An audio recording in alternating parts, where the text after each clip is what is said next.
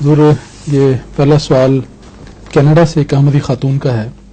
وہ لکھتی ہیں کہ جماعت احمدیہ سیرت النبی صلی اللہ علیہ وسلم کے جلسے بڑے اہتمام اور باقاعدگی سے کرتی ہے.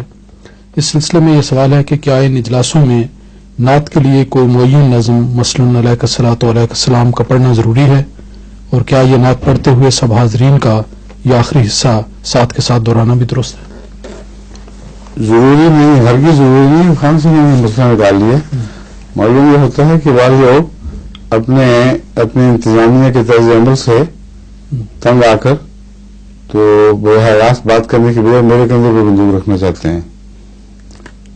کسی ایک جگہ کیلگری میں کہیں یا کہیں بھی اگر ہر مجلس میں دہرائی جاتی ہو تو ان کو خود کہنا چاہیے کہ بے شمار دوسری نعتیں ہیں، حضرت ابو مسلم علیہ الصلوۃ والسلام کی نعتیں ہیں، تو کیوں ایک ہی نعت ہر دفعہ پڑھی جائے، دہرا کے پڑھی جائے تاکہ تربیت بھی ہو لوگوں کو، مختلف زاویوں سے رسول وسلم کی سیرت پر روشنی پڑے.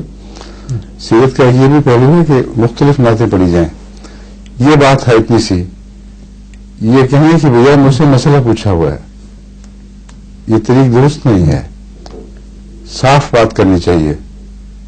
ان کو پتا ہے کہ ضروری نہیں ہے، جان کر اس علم کے باوجود مجھ سے سوال کیا ہے، تو صاف پتہ چل رہا ہے کہ اپنی ناراضگی کو میرے ذریعے ظاہر کرنے کی کوشش کی گئی ہے.